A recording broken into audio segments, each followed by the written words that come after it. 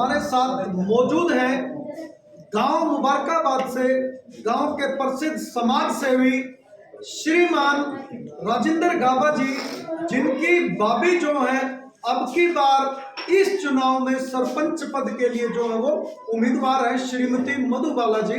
तो इन्हीं से जानने की कोशिश करेंगे कि क्या कुछ मुद्दे जो है वो चुनाव में लेकर के जा रहे हैं और क्या रणनीति उनके द्वारा गांव के लिए बनाई गई है। जी राजेंद्र जी नमस्कार, स्वागत है। नमस्कार जी जी राजेंद्र जी, 31 तारीख को चुनाव चिन्ह जो है वो आवंटित कर दिए गए हैं, ऐसे में आपका क्या चुनाव चिन्ह? चुनाव चिन्ह मेरा साइकिल है जी, साइकिल ही ये चुनाव चिन्ह है मेरा जी, और इसी के लिए हम अब अपनी कार्रवाई में लगे हुए हैं।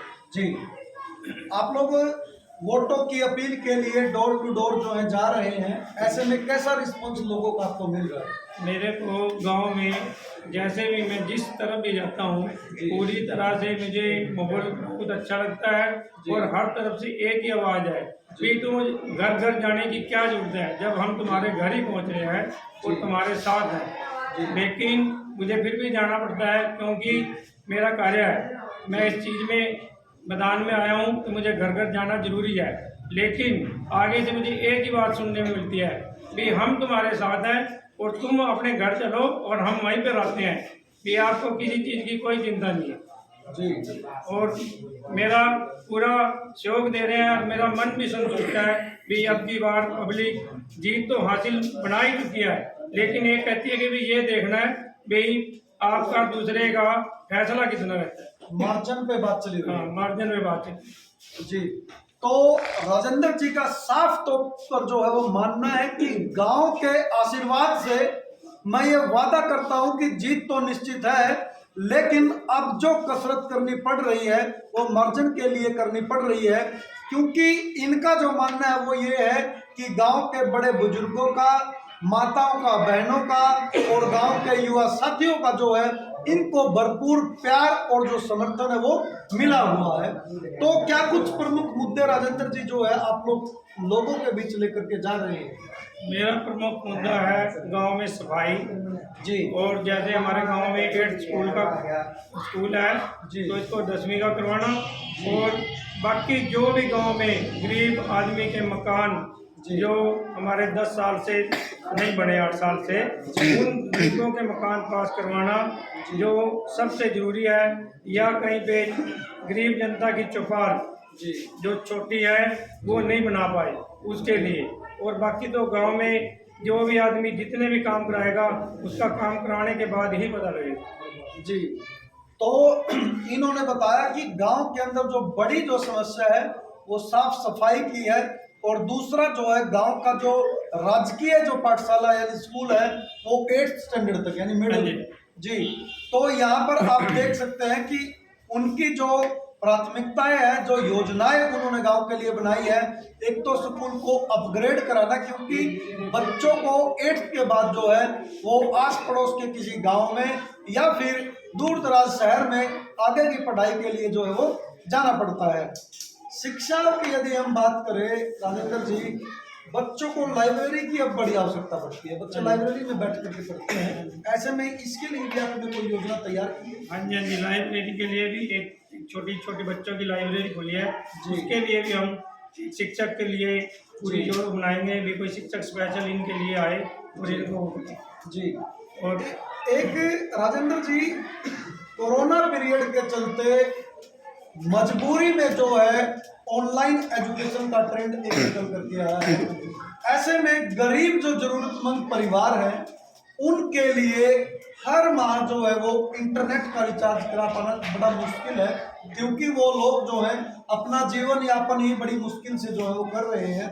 ऐसे में कोई फ्री वाईफाई या इस प्रकार की कोई योजना अपने गांव के लिए जो है वो बनाई?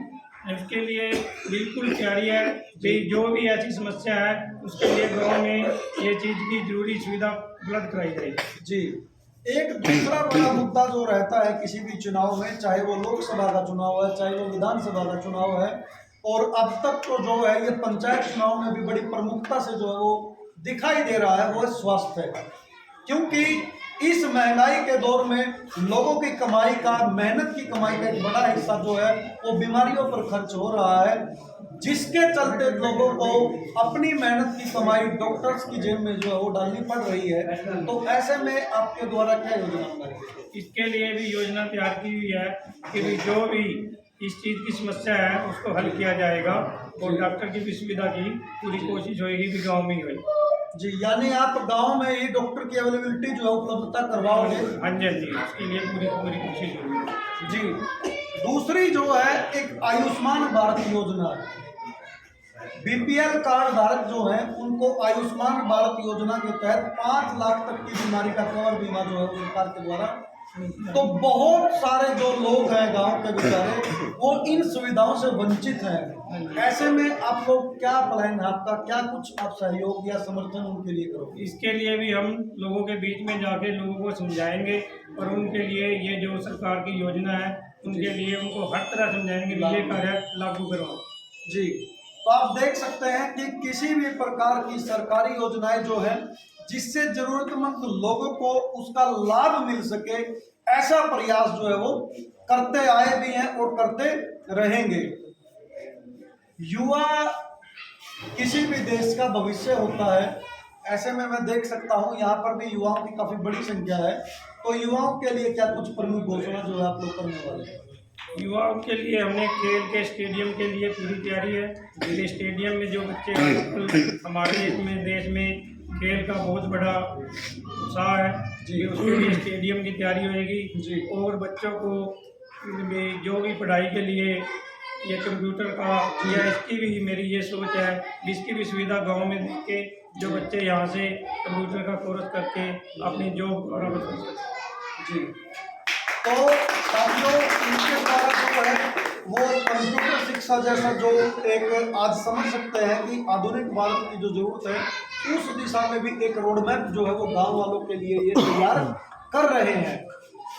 एक बड़ी समस्या गांव के अंदर राजेंद्र जी आती है कि जब शादियों का सीजन चलता है तो एक बैंकेट हॉल यानी कि मैरिज हॉल की बड़ी आवश्यकता जो है गांव में रहती है, क्योंकि अमीर जो लोग हैं या संपन्न जो लोग हैं वो तो शहर में जाकर के बैंकेट हॉल के अरेंजमेंट जो है वो कर लेते हैं, लेकिन गरीब आदमी जब शादियां करता है और कभी कभार जो है दुर्भाग्यवश से मौसम की परिस्थितियों के कारण तो उनको शादी कर पाना बड़ा मुश्किल हो जाता है। तो यदि गांव के अंदर एक मैरिज हॉल या बैंकेट हॉल की व्यवस्था हो जाए, क्या उस पर भी आपका ध्यान है या कुछ रोडमैप आपने बनाया? बैंकेट हॉल का कुछ कार्य हमारे गांव में हो चुका है जी, कुछ उसमें बहुत सारे कार्य रहते हैं जी। उसके लिए किचन या बाथरूम वगैरह उसके लिए पूरी फैसिलिटी बिल्कुल तैयार की जाएगी। कुछ काम हुआ है और बाकी जो काम रहता है उसके लिए पूरा सहयोग होगा और उसको पूरी तरह से तैयार करवाया जाएगा जी। यानी कि मैरिज हॉल जो है यानी बैंकेट हॉल जो है उसमें किसी भी प्रकार की उस सुविधा का अभाव है, तो वो इन्होंने जो है राजेंद्र जी ने अब की बार उसको पूरा करने का वायदा जो है वो किया है। महिलाएं भी जो हैं समाज का एक अभिन्न हिस्सा हैं और उनको भी सरकार ने भी बराबरी का दर्जा देते हुए आपके पंचायत चुनाव में भी जो है वो 50% का प्रावधान जो है वो किया है। ऐसे इस फैसले को सरकार क्या कैसे देखते हैं? उसके फैसले को हम अच्छी तरह से अच्छा समझते हैं। गाँव में ये औरत को ना हर एक आदमी सोचता था कि ये क्या कर पाएगी, जो ये सरकार ने फैसला दिया बहुत अच्छा दिया है। तो इससे हर औरत का मन बढ़ेगा और काम करने की उनको ये होएगी कि हाँ हम भी कुछ कर पाते हैं जी। तो साथियों, ये एक बड़ी बात है कि खासकर इस पुरुष प्रधान समाज के अंदर जो है वो महिलाओं का भी ये मानना था या पुरुषों का भी ये मानना था कि महिलाएं जो हैं वो सिर्फ 4 दीवारी के अंदर जो है वो काम करती हैं, बाहर इनके बस का कोई काम जो है वो नहीं है। राजेंद्र जी, अब एक और बात निकल करके आई है, जैसे आपकी भाभी जी जो है श्रीमती मधुबाला जी जो है वो उम्मीदवार हैं, तो हरियाणा सरकार ने अब एक और फैसला किया है, यदि किसी सरकारी बैठक में आप सरपंच जो महिला है उनका प्रतिनिधि वहां पर जाता है तो सरपंच को ही बर्खास्त कर दिया जाएगा। कहीं ऐसा तो नहीं हो कि वो उम्मीदवार है और सरपंची जो है आप लोग करो या कोई ऐसा तो नहीं कुछ? नहीं, उनको पूरा अवसर दिया जाएगा, उनका पूरा अवसर दिया जाएगा और हर काम में बढ़ चढ़ कर भाग लेंगे। हम तो सिर्फ उनके साथ चलने के लिए जाएंगे, यानी पीछे पीछे आप लोग कार्य के लिए या कहीं भी सरकारी जो भी काम है वो हमारे सरपंच लेडीज जो भी है वो करते हैं। पूरा पूरा पूरा आश्वासन है और MA BA की हुई है। ये नहीं है कि भी कोई यहाँ घर के बैठे हुए हैं। कॉलेज में जो बच्चे पढ़ के आए हुए हैं आज से 3 दिन पहले उन्होंने डिग्री लिया हुई है और वो खुद कार्य संभालेंगे। तो साथियों, एक बड़ी बात जो है राजेंद्र जी के द्वारा जो की गई है कि परिवार की तरफ से सहयोग के रूप में हम उसके पीछे पीछे चलेंगे, लेकिन प्रमुख भूमिका जो राजनीतिक तौर पर मजबूत करने की जो एक पहल हरियाणा सरकार के द्वारा की गई है वो उसी का पालन करते हुए जो है भाभी जी का, श्रीमती मधुबाला जी का जो है वो समर्थन करेंगे और परिवार की तरफ से सभी प्रकार का पूर्ण सहयोग जो है वो उसका मिला हुआ है। कोई नाराजगी तो नहीं? कोई नाराजगी नहीं हमारे गाँव में भी और हमारे परिवार में तो नहीं जी। गाँव इस बात पे पूरा खुश है जी भाई, कोई बात नहीं जी। जो भी है जी भी हमें राजेंद्र जी देखते हैं और कार्य करने के लिए मधुबाला जी है जी। गांव के अंदर एक साफ सफाई का जो है वो बड़ा मुद्दा होता है, क्योंकि शहर के अंदर जो कमेटीज होती है नगर पालिका, वहाँ पर एक प्रॉपर कलेक्शन करने के लिए कचरे की जो है सवेरे जो है आप समझ सकते हैं कि इलेक्ट्रिक वाहन जो है या टेम्पो की व्यवस्था कर रखी है। गांव के अंदर कुछ ऐसी व्यवस्था नहीं होती है, जिसके कारण गांव में गंदगी के ढेर जो है वो गलियों में देखे जा सकते हैं।